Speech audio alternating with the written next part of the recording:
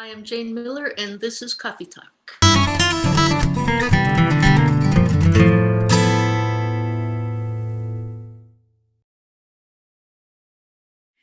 Welcome to Coffee Talk, everyone. I'm Kim Perlak. I'm the chair of the guitar department, and we're here today with Assistant Chair Cheryl Bailey. Hello, everyone. Coffee cheers. Our senior coordinator, Ian Steed. Hey, all. And our special guest today is Professor Jane Miller. Hey, Jane. Hi, everyone. I have a cappuccino today. Can we start with this? Yes, yeah, that's what I wanted to ask you first. What are you drinking there, Jane? You can ask about it. It's kind of pretty today. Ooh. Doesn't always go this well. It's beautiful. Is that a cappuccino? Yeah, it's a cappuccino. So for the people who are listening and not watching, I think you have to describe a little bit what it looks like. Ooh. Well, that ought to do it, right? This is actually, I got a fancy new cappuccino cup and saucer thing from, and this is the logo here. Yeah, I was curious, is it Illy coffee? Because that's very good for cappuccino. Yes, it's only the cup I use. This is Starbucks coffee today. So if you're listening and not watching, it's this, your classic white cup and saucer with the nice little Illy logo on it. And the cappuccino today came out a little bit like you want it to be a little bit of a dome on top, and it was pretty close to that. And I have an espresso machine and with the steamer for the milk, and that's what I do every day. And it's funny, if somebody says, hey, you want a cup of coffee? Usually I say no, because I only like espresso drinks. And for some reason I don't like just like your everyday coffee. So for me, this is every day. And I don't like to be, it sounds really snobby to say like, oh no, I don't drink just the ordinary coffee. See, Cheryl was so proud to know you. Cheryl was so proud to know you in that moment when you said that. Jane, I really like my mug collection. This is I have water in this for now, but this is good for a latte. It's a colorful, straight up mug with no handle, and I got it in Arizona, so I use this a lot. That's cool. See, now when you get into having the proper drinkware for the drink, this is a whole another echelon. I'm glad to know you, Jane. I'm glad I can count you as my friend. Likewise. I mean, these things are important. Yeah. You have to enjoy these things, like without overly attached. Being overly attached to them is not probably good, but things are nice to get us through life. Yeah, things. I love that. So Jane, the next thing we generally start with everyone is, would you mind talking about one of your first days at Berklee? It doesn't have to be the very, very first, but you've had a lot of different experiences coming in to Berklee, and we'd like to kind of know what your impressions were, or how you felt, or what your first days were like. Well, I'll go back to when I was, when Emily Remler was a visiting artist in the guitar department. That was back in 1988. She was with, there were 4 different visiting artists doing residency. It was Emily and Mick Goodrick. It was amazing. Who was not yet on the faculty here, or he was elsewhere and then came back. And then John Schofield and John Abercrombie. So the 4 of them, and Emily was staying with me, and so I drove in and out of Boston with her to do this residency, and that's when I met Bill Levitt. He was still with us then, and Larry Bayonne, and then Larry and I stayed in touch a little bit, and so fast forward a few years, and then I made my first CD, and Larry and I were in touch a little bit about that. And somebody said to me, you should teach at Berklee. And I was like, oh, I couldn't, oh yeah, sure, and no, I couldn't. And then came, I think Larry was asking for you, and I was like, oh, well, maybe then, I could at least look into that.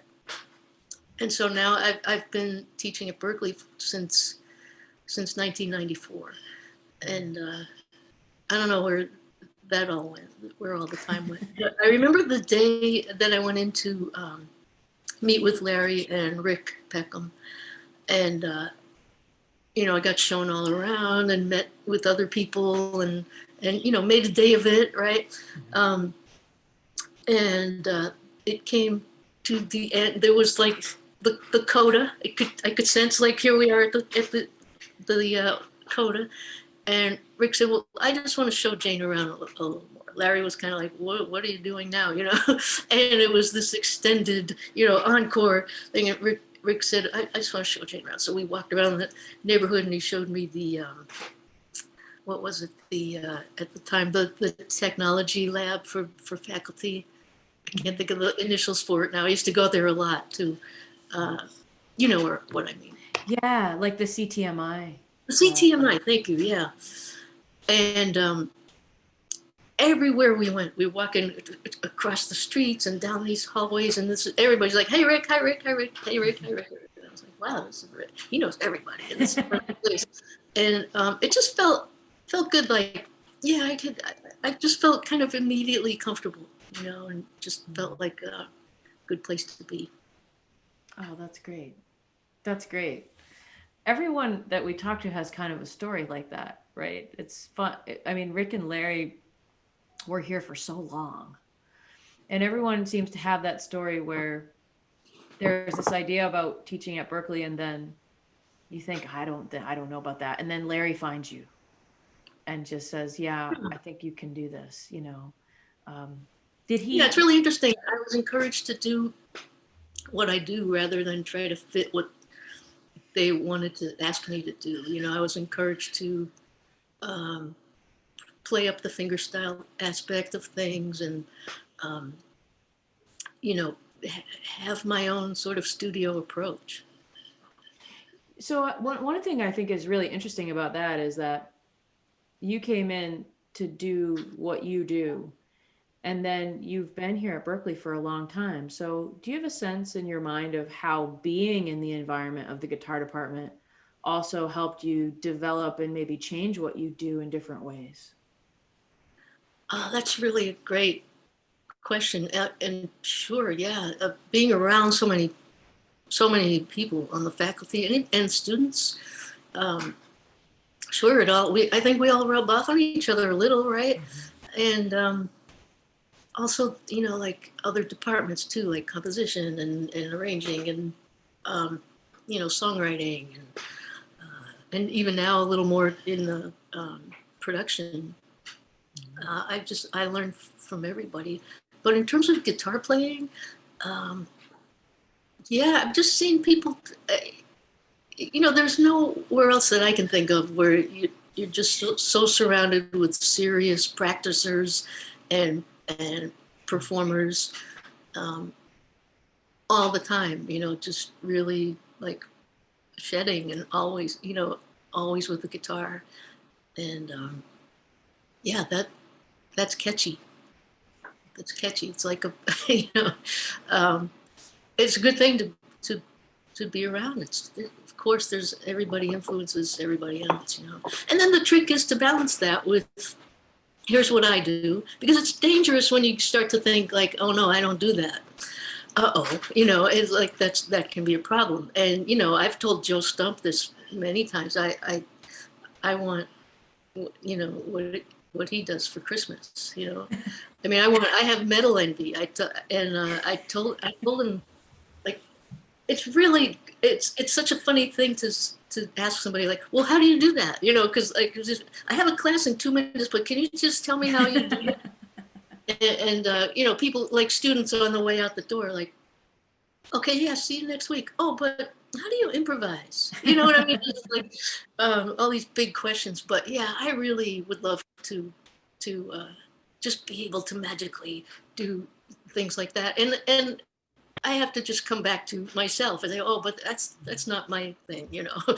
Let Joe do that, and I'll just do what I do. And that can be really hard sometimes because it's so much fun to see and listen to everybody play, and you kind of want that. You kind of want to, you know, oh, I wish I could do that. but it's okay to, you know, pursue and be excellent at what you do. And Kim, I'll add to that a phrase that you said to me once that stayed with me, which is, we were talking about sound, and you said, it's its own beautiful thing. And that's such a great phrase. And we can apply that to, you know, to our playing, to our whatever, to our writing. It's its own beautiful thing. It's not this other person's beautiful thing, but it's mine. You know, it's funny. I remember that conversation because it kind of leads into the next thing I was thinking about with your playing. We were talking about when you have, like, I had a classical guitar that was made for concert sound, and what is your tone like? And then I was getting this guitar for the first time, like an electric nylon string guitar, to be able to play in rooms that were more dead, like the BPC, or when we would go on the road for Berklee, or when I would play with an electric guitar player. And someone was saying, well, you can't get the same exact tone. And I said, yeah, I know, but I can get it something that's its own beautiful thing. I remember that. I had forgotten saying that, but that's really true. And I think about that with your playing, Jane, because I've heard you play on both acoustic and electric instruments. And this is something that Cheryl and I have talked about a lot, that, you know, there's a difference between how you make a sound that's beautiful on a acoustic instrument versus an electric instrument, even though a lot of the properties of the way you use your hands are similar in like how you develop the technique. But what I want to know is, how do you make your sound, Jane, consistent so that we know it's like, this is Jane Miller, even when you're playing really different types of guitars and in different styles? That's a really, that's possibly an unknown. That's like, how do you make your speaking voice always sound like your speaking voice? You know, when you get a phone call from someone, if you didn't see the caller ID, you'd know who it is, right?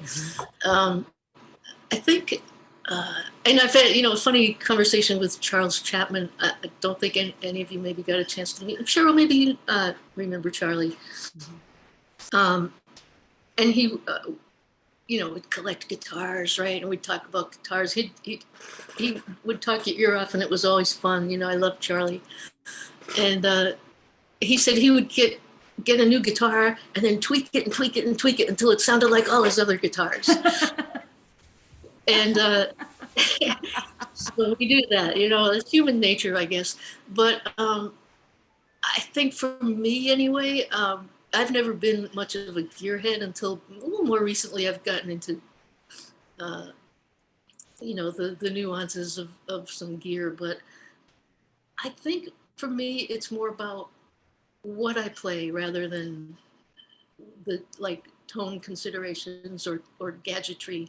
I think it's more, for me, if I had to identify my identity, I think it would be in the writing, you know, in the, like the melodies and the progressions. I had a student once say to me, "That's a Jane note," you know, and it was like a sharp 11. I was like, "Yeah, I know, I love that." But I don't think it was about like and maybe Kim, you know, your question is more about the tone, and maybe you hear something that I don't. But for me, it's usually about the you know, the approach, the writing approach, the sound of the, you know, the note and chord choices, more than the tone. And if you don't get a tone from somebody immediately on the phone, they'll say something, and you hear the like a speech pattern, and you go, "Oh, now I know who that is." Right. And I think that's musical too. Well, Jane, I think really what you're both saying, which connects to our conversation with Alan Chase, about that everyone has this melody that they hear inside, or these harmonies that they hear, and it's our training is refining, you know, the whole system that we can get more immediate with what that sound is. And I feel that, you know, if you go between these instruments, as you say, you're not really thinking about the technique per se, because you're really concentrated on the voice that you hear, that's yours, right? Yeah, well, I love what Alan said about the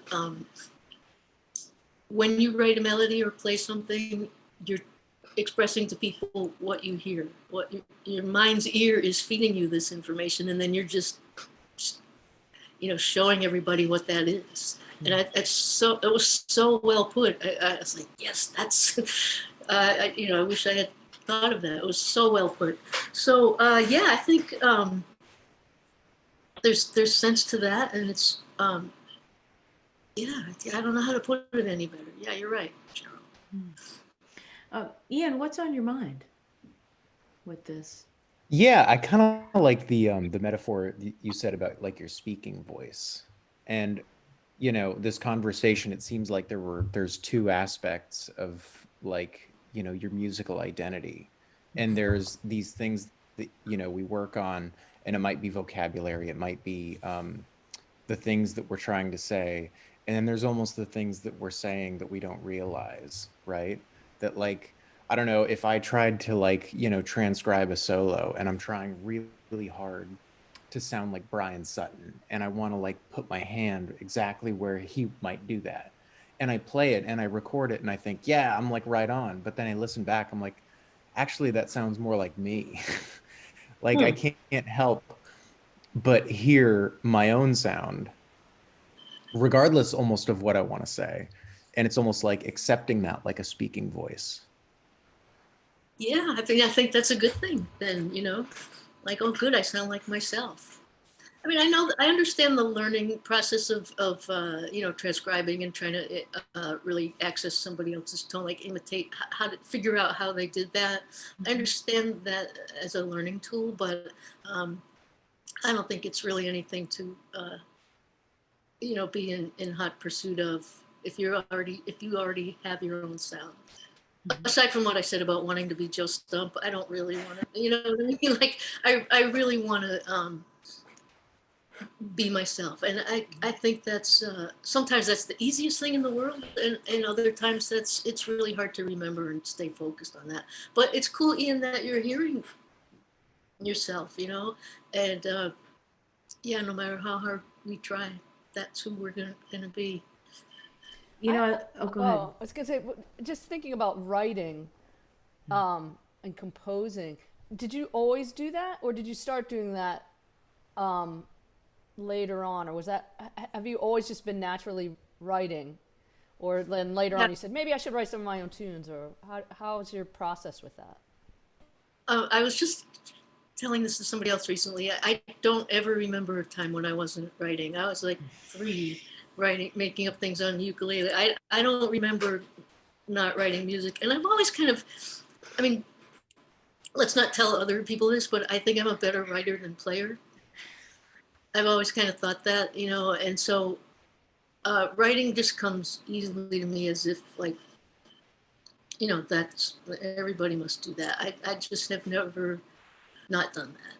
So the trick is then to just keep getting better and more interesting at it, and that goes back to the thing. What do you how have I changed or learned from other people at Berklee? I mean, I think that's the big push, the massive push to get more interesting all the time, and so there's always that, and it's like Ian brings up, it's our own sound, it's our own voice.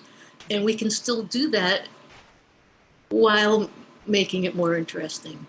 It's kind of like interior decorating or something. It's still that house, but maybe I'm gonna just, I just put some flowers over there, and I don't know if you can see, I've got some lights.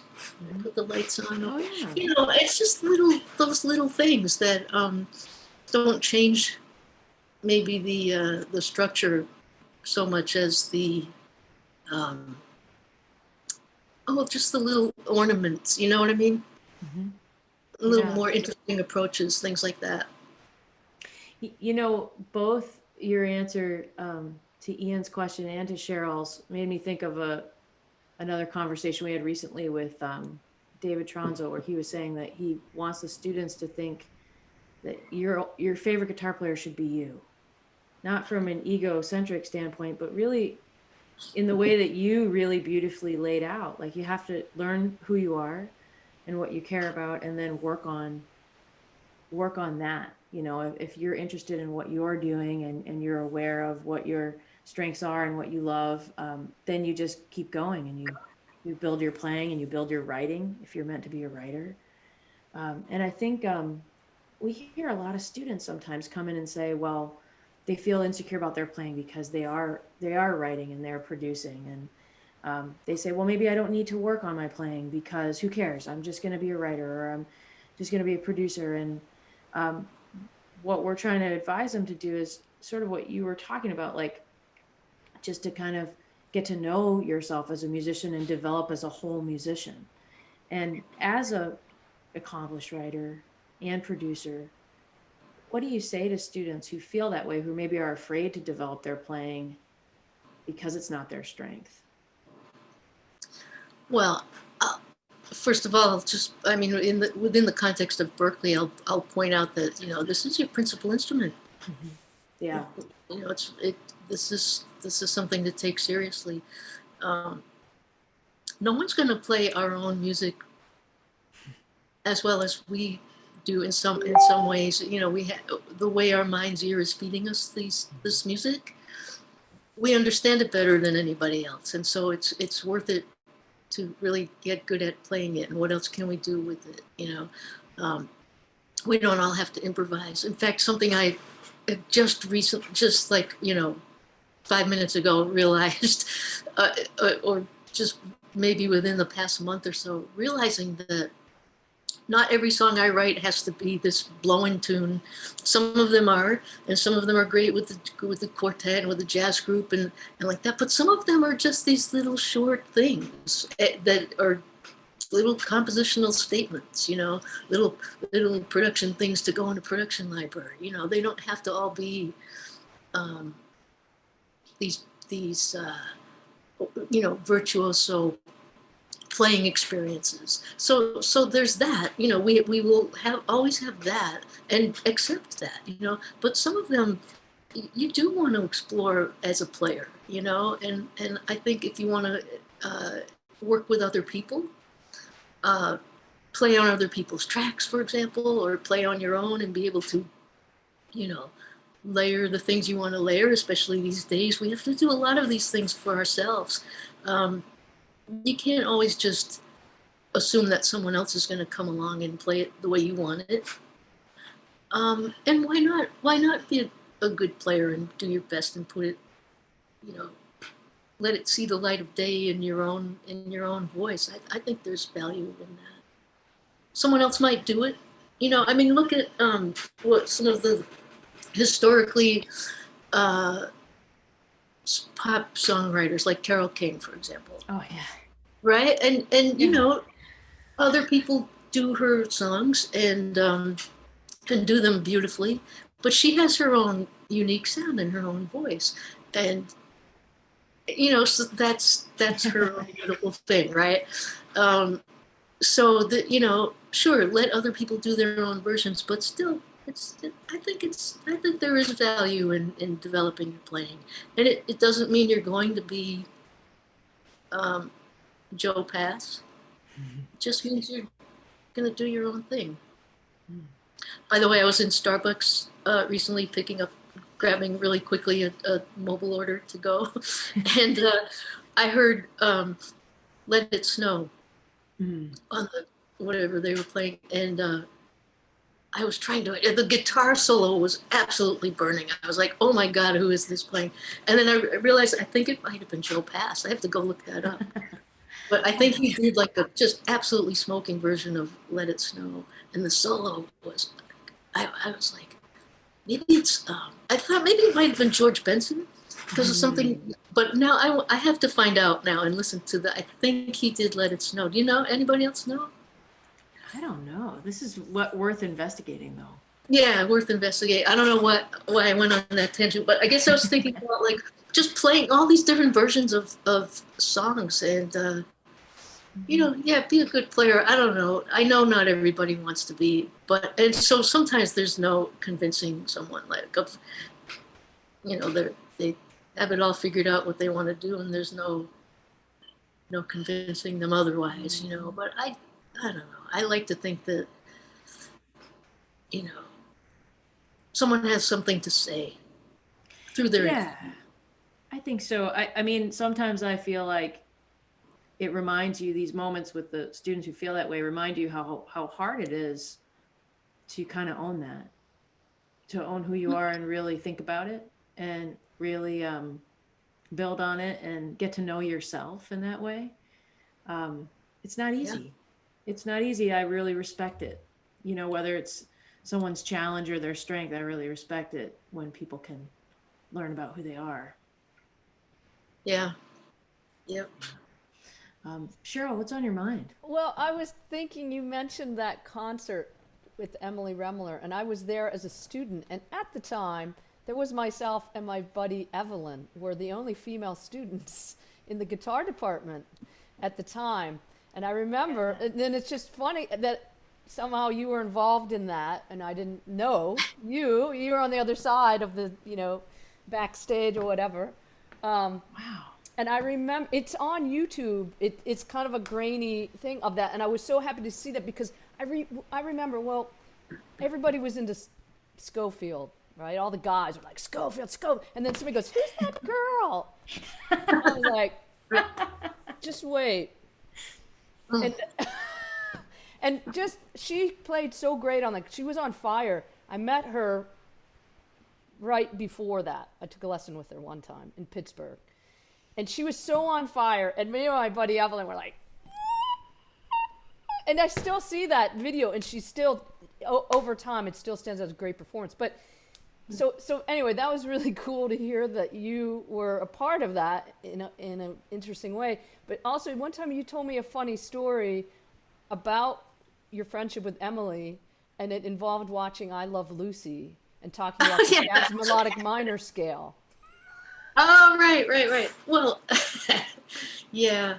I mean, that was Emily, you know.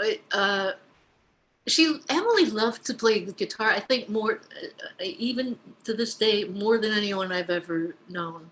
I mean, if there was a guitar she'd grab, she loved to play. We got to, I drove her to a concert at Night Stage one time. She was doing a double bill with Cal Farlow. And she's like, let's play. You know, we just got in the door and you know, to not even set up yet to do sound check. And she was like, let's play. You can use Tal's guitar. I was like, well, I don't think so, you know.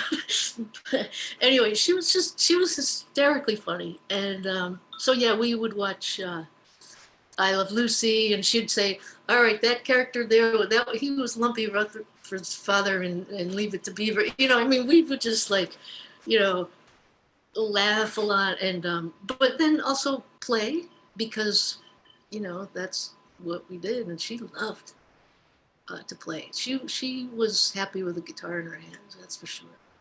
So yeah, we just, you know, hung out and did fun things. She actually turned me on to lap swimming. I had always been a swimmer, like in a lake, but she turned me on to lap swimming, you know, at the YMCA, and I still love that. I miss it because it's not available right now, but yeah, I'm grateful for that, for sure, for among many things. But yeah, she could really make me laugh a lot. And we talked, I wish you could have heard some of the conversations in the car around the time of that concert.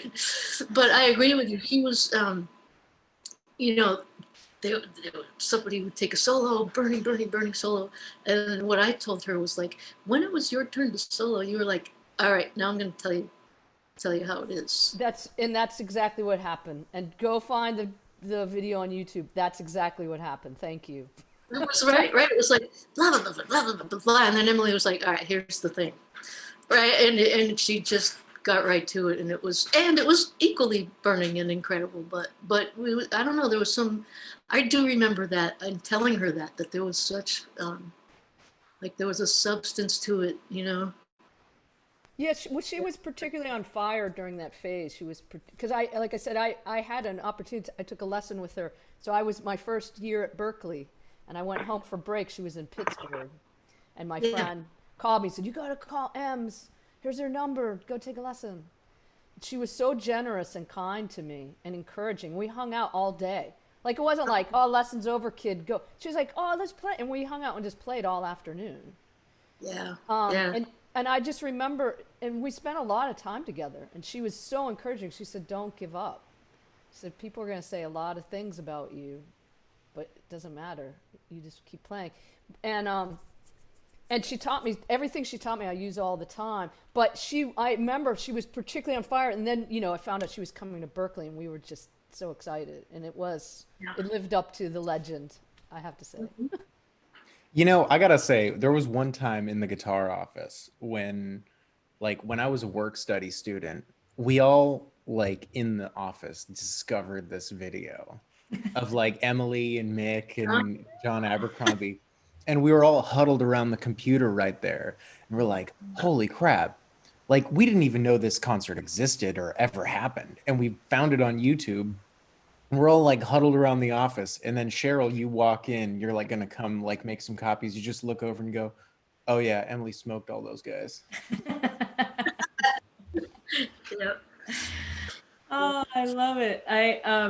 The one story that I tell all the time that Mick told me about that concert was about how Emily really had an awareness of him and his playing so well that they were backstage, and afterwards people were coming through, and they were saying congratulations, and somebody went to Mick and they said, there was this one solo that you did and it blew my mind, it was so amazing, and another person mentioned that one solo, and then Emily, when it got quiet, looked at Mick and said, yeah, in that one solo you were lost, weren't you? And he said, when I started the solo, I wasn't sure I was lost. And then by the time I ended, I knew it. Yeah. And I love that she said that. I love that she picked up on that. We have, for people who don't know, we have an award in the spring that we give out every year in Emily Remler's memory.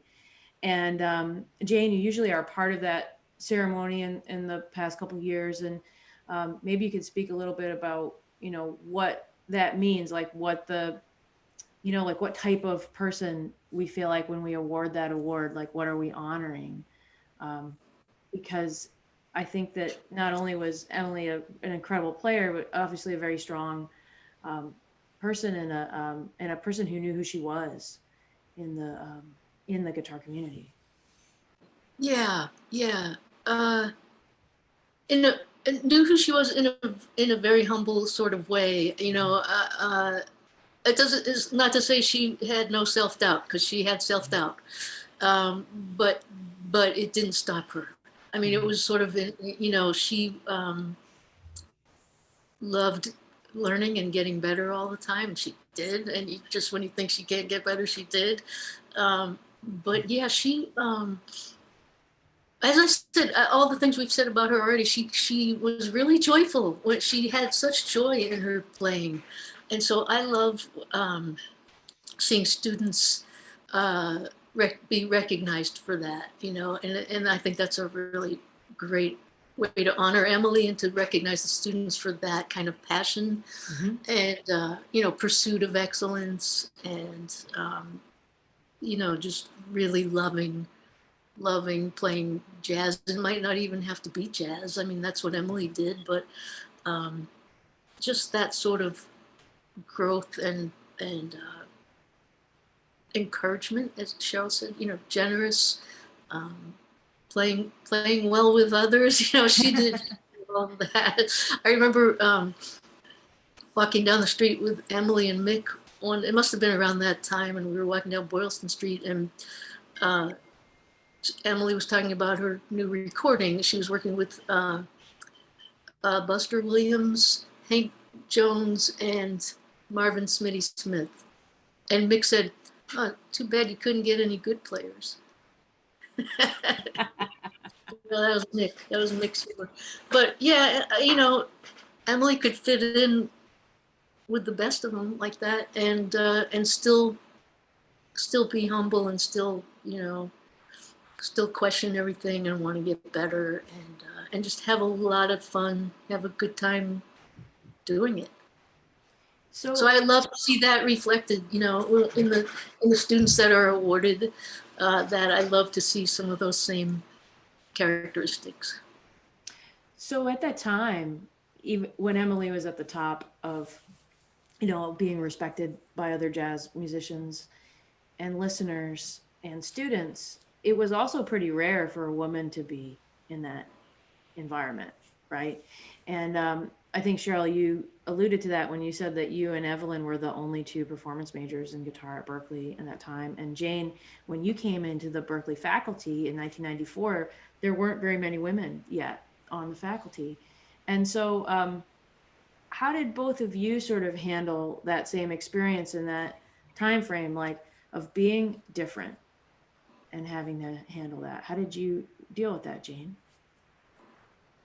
How did I deal with that? Yeah.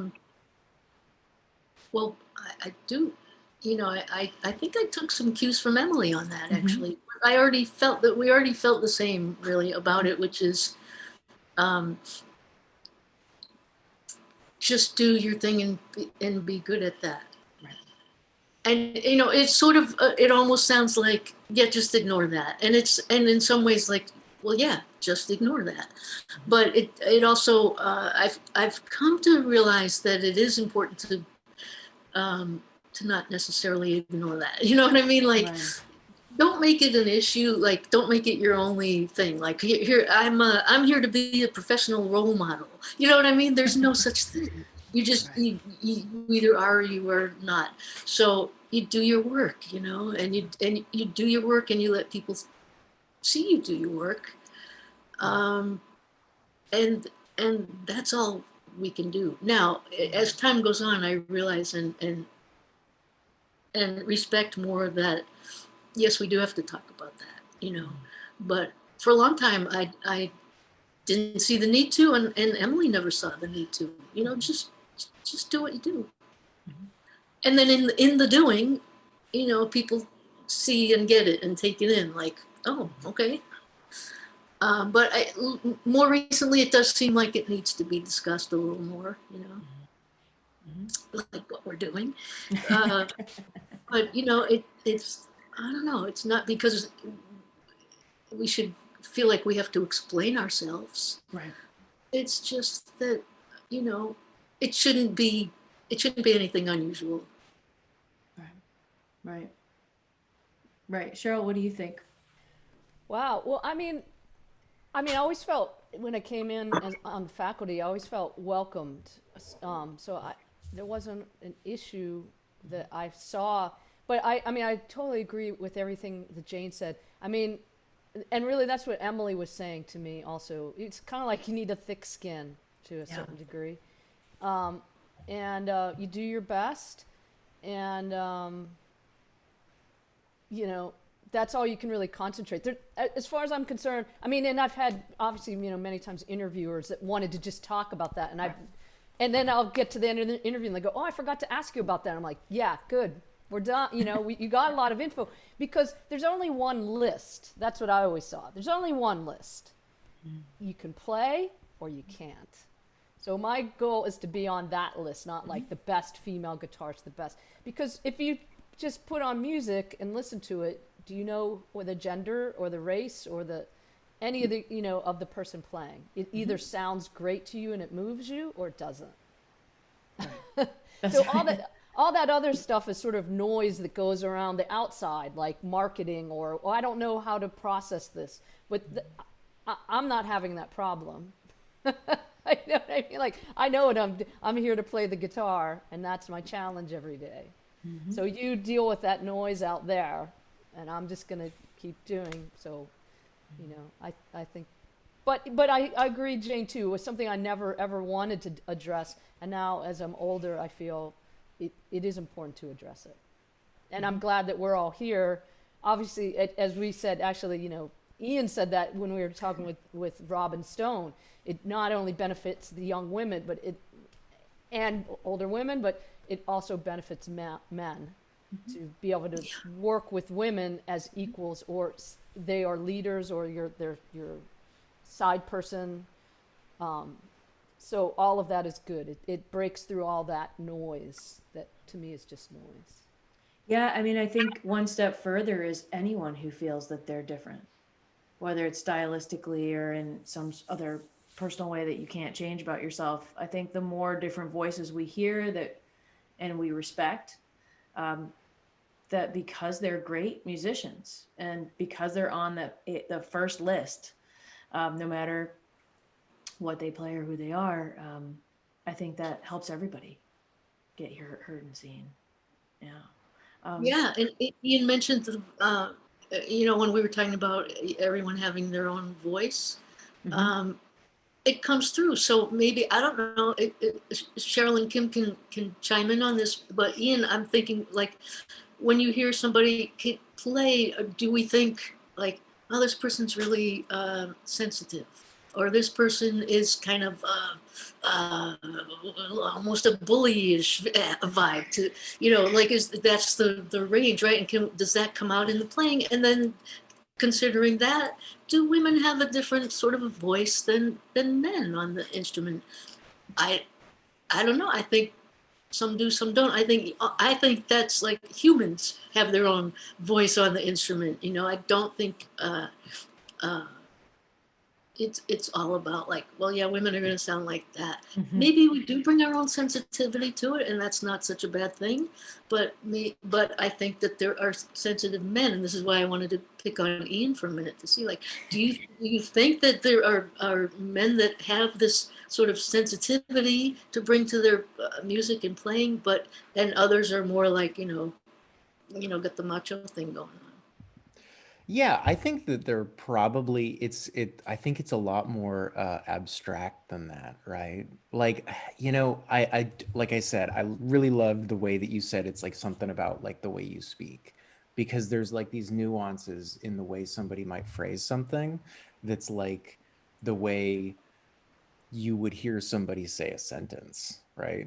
But like in terms of like the sensitivity or like the way somebody might play, my initial thought isn't necessarily that men and women have different voices on the instrument, but rather they might be interpreted differently, right?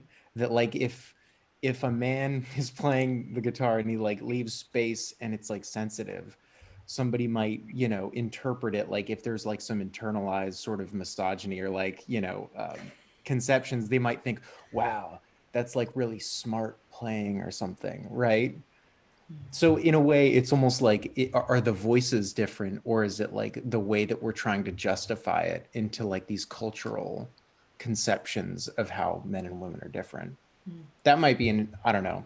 Maybe I'm making that up, but No, I don't. Sounds good. There's a lot of head shaking if you're listening on the podcast version, like agreeing with Ian, Yeah, it's really interesting. It's interesting how we always have to think about, going back to your point about developing your own voice. It's like there's what you express, and then there's the way people hear it.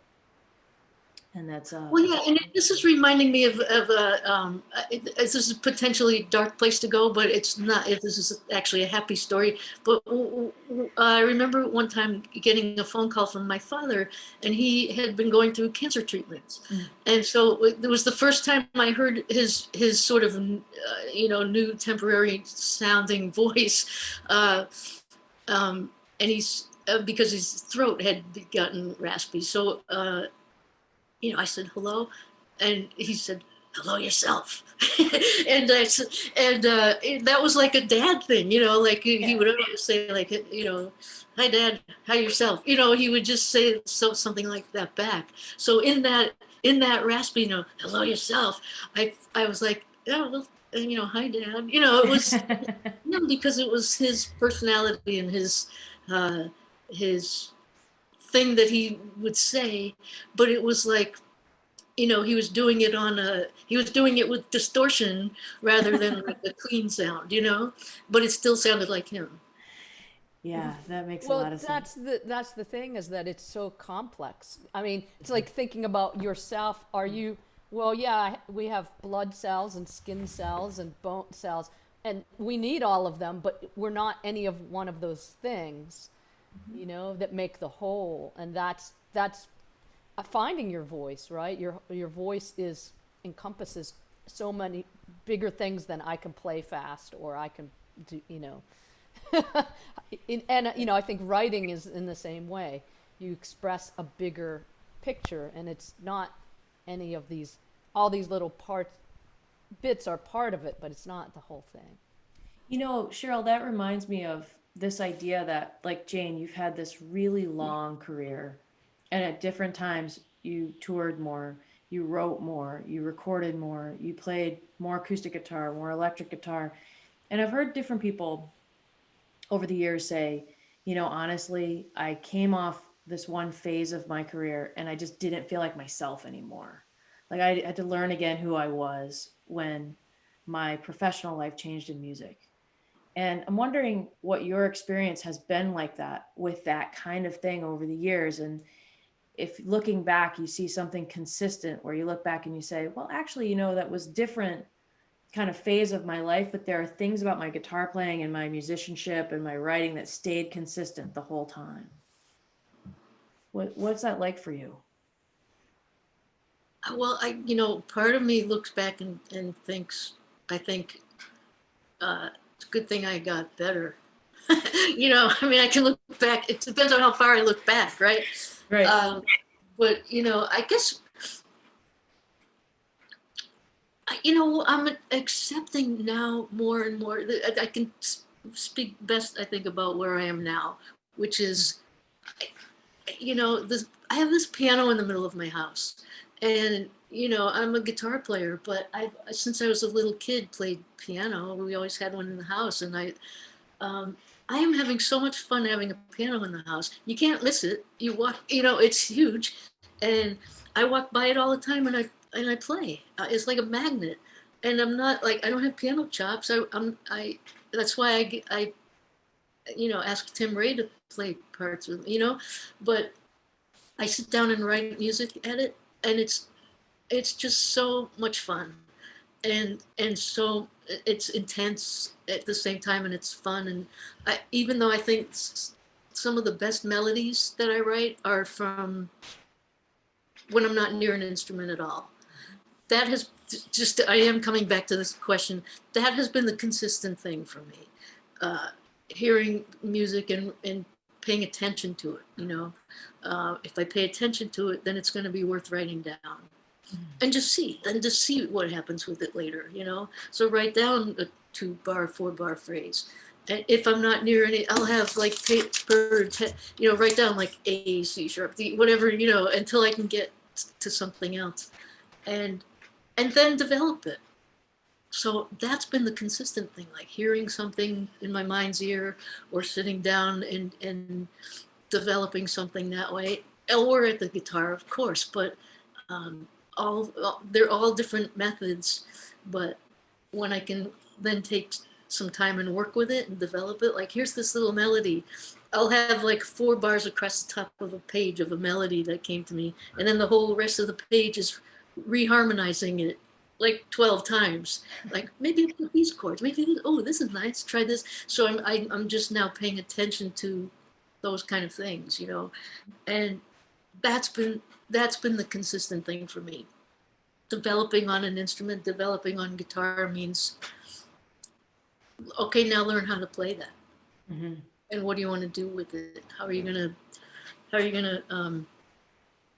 do you want to improvise on it? Do you want to make a chord solo? Chord solo is the other thing that has been consistent for me. And that's because I never really wanted to be a singer. Mm. I'd play Skip to My Lou for my sisters. I have 3 older sisters that, you know, and they were patient for a little while to listen to me. Like I could play D to A. So listen, I learned, do you know what song this is? And they'd be like, no, it's Skip to My Lou. What's the matter for you? Skip to My Lou, right? And it'd be like, oh, yeah. And so then I'd make them sing, you know. But what early on, I realized I need to play the melody. I need to be able to play the melody and the chords together to really make it sound good. So that's been the other consistent for me. Chord melody, chord solos since I was 10 or 11 years old. Like I better figure out how to do this. So yeah, those have been my things, like, you know, making melody a big deal and writing music and paying attention to to music that that comes through from wherever. Mm-hmm. Jane, can you talk a little bit about your books? Because you're a pretty prolific writer, and you have been in books and in also articles, like a lot of articles. Like, what goes into that for you? Do you feel like that's just a natural extension of the pedagogy that you kind of form as you're teaching your students at Berklee, or is it something like how do you come up with your approach? I guess is my question. Yes, it is an extension of teaching for sure, and those sort of in the instructional books, and it's picking one thing. And Jonathan Weiss, the editor-in-chief at Berklee Press, is brilliant at that. You know, you can toss around an idea, and he is really good at helping to see, like, well, then I think this is the focus. My recent book, Triads for the Improvising Guitarist, is about something that I've thought of for a really long time, and I realize it's how I play, it's how I think about improvising, and I didn't know it was just something that was naturally in my thought process, and I didn't know like that it was a thing that I could talk about and teach until. Until I really started to like focus on it and formulate like a way to express that. And then that became a lab, and then that became a book, but I think my favorite kind of writing in the way that you're talking about, Kim, is essays. I have a book of essays in me that's going to come out someday. That's my favorite kind of writing, and there are lessons within the essays, but they're not like. It's not like a 9x12 book you put on a music stand and practice with. It's like the 6x9 book that you read, maybe a chapter a day, or I love that kind of writing. And I did some of that when I had a column for a while in Premier Guitar. Yeah. And I did about every other month. I did a monthly column, and about every other month was that kind of essay form. And I just recently did one for Acoustic Guitar Magazine too, which was more of a description of how things are done. It's coming up soon. It's about repertoire practice. That's sort of my favorite kind of writing, but I think the kind of writing that I get asked to do more is probably the instructional thing. People want to know, like, how do you do that, So there are two sides of that style of writing, and maybe it's a lot like writing music too. Maybe it comes from a similar place. Yeah. Hey, Ian, there's a question you always ask, and I want you to ask it if you're ready to throw it. Yeah, sure. Okay, so there's a question we ask everybody on this podcast, and that's, as you have progressed both as like a student and a professor, and you see so many students, and maybe there's some blind spots they might have, and they come in with questions, and I remember coming in with questions and thinking like, I want to work on this, and they say, actually the deeper problem is this, right? And so the question is, what's something that students should be thinking about asking that they might not realize that they should be asking? Wow, you can't know to ask something, right? If you don't know what you don't know. There's that old expression. I guess what do I need? I think that can come from having played a little bit together, student and teacher playing together a little bit. What do I need? But I can't. It's such a general. That's a really hard question, Ian. Do I? So what's you're asking again? Can you say it again? What should I be asking? Is that the question? Yeah, like is there like a question that students should be thinking about that they might not realize? Yeah. All I can think of is if you ask a question be ready to listen a lot to the answer, whatever that question may be. I can't generalize and say here's what the one question is that everyone should ask, but whatever the question is that you think of, then be ready to listen. And I'll tell you why I'm thinking of this. I've had some pretty recent experiences of students just wanting to talk, like all I have to say is, how's everything going? And then the next 50 minutes is them talking, and you can only learn when you're listening, right? So I've given a lesson before, which is almost a little bit mean, but I've let somebody talk for 50 minutes straight. And at the end, I'll say, there was your lesson. Like your lesson is to listen next time, and we'll get into some other things. And it's not to say students shouldn't express themselves and people have a lot to say, but if you're questioning and curious, a big part of communication skills is listening. So whatever you're curious about, ask it. It's always okay to ask anything. AMA, right? Ask me anything. But then be willing to listen. That's sometimes the hard part. I love that, Jane. Cheryl, as we're coming towards the end of the coffee here, what are your thoughts? What are your final thoughts? Yeah, I mean, I love what your last statement, as you figured that out really well, Jane, to answer that question. Actually, that was really brilliant, and really, I really enjoyed a lot of how you put your words together. It's very clear and inspiring. So, and thank you for the fun stories too. I love Lucy. That's my favorite one, but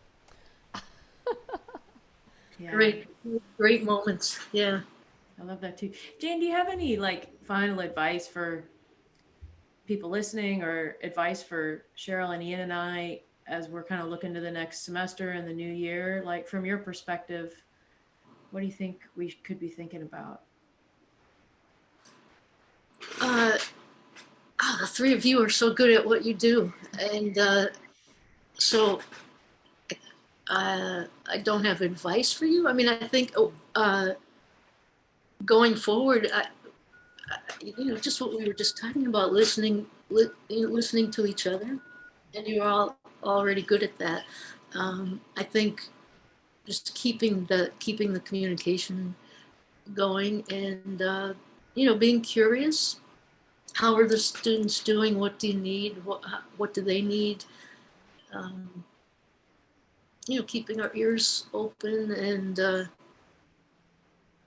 being like jazz itself, like improvising itself. Listening and responding, and having the dynamic range. It's sort of all about that, like going with it while staying focused on the topic at hand. Improvising is great that way when you're playing over a set of changes and there's a structure. A lot of stuff happens within that structure, the rising and falling, the expressiveness of dynamics, and making sense of the changes, knowing your topic, knowing the changes is knowing your topic, and knowing what to say, having something to say over that. Mm-hmm. So I think that if we all just keep doing that, we're all like in a group, playing, and we're doing that. We're rising and falling dynamically and appropriately responding to changes and to each other. I think that's a reasonably good way forward. I don't do what you do, so it's great that you're staying in good communication with all of us, but you're all really good at what you do, and I don't do that. I do this other thing. I play a different role in that group. Well, and likewise, you're a master at what you do, and we are so honored that you're with us in the guitar department, and thank you so much for joining us today. I think that last bit of advice is something everyone should rewind and listen to and reflect on over and over again, about your own playing and your own work and your own approach to it. So thank you, Jane Miller, professor, for being our guest on Thank you so much. It's been really fun to talk with you all. Cheers. Cheers.